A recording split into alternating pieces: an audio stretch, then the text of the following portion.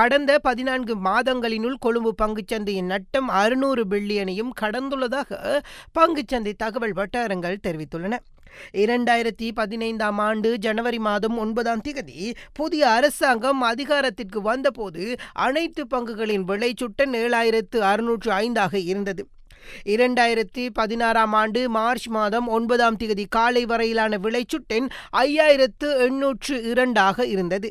இதன் அடிப்படையில் 23.7% வீழ்ச்சியடைந்துள்ளது. உலக பொருளாதாரம் பலவீனம் அடைதல், நாணய மதிப்பு குறைவடைதல் மற்றும் வட்டி விகிதங்கள் அதிகரிப்பு ஆகியவைகள் மந்த நிலைக்கு காரணமாகியுள்ளதாக பங்குச்சந்தை தரகர்கள் தெரிவிக்கின்றனர்.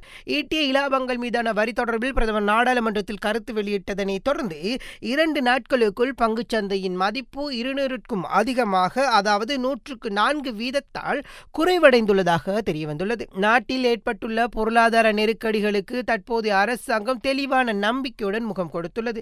வெளிநாட்டு முதலீட்டாளர்கள் நாட்டிற்குள் கொண்டு வந்து அபிவிருத்திகளை மேற்கொள்ளும் வரையில் பங்குச்சந்தை குறிப்பிடத்தக்க வகையிலான வளர்ச்சியை காண முடியாது என பொருளியலாளர்கள் சுட்டிக்காட்டியுள்ளனர். துறைமுக நகர திட்டத்தை மீண்டும் ஆரம்பிப்பதற்கும் நாணய மதிப்பினை நிலையாக கொண்டு வருவதற்கும் நடவடிக்கை மேற்கொள்ளுதல் ஆகியவைகளே அவ்வாறான வளர்ச்சிக்கு காரணமாக அமையும் என்பது அவர்களின் கருத்தாக உள்ளது.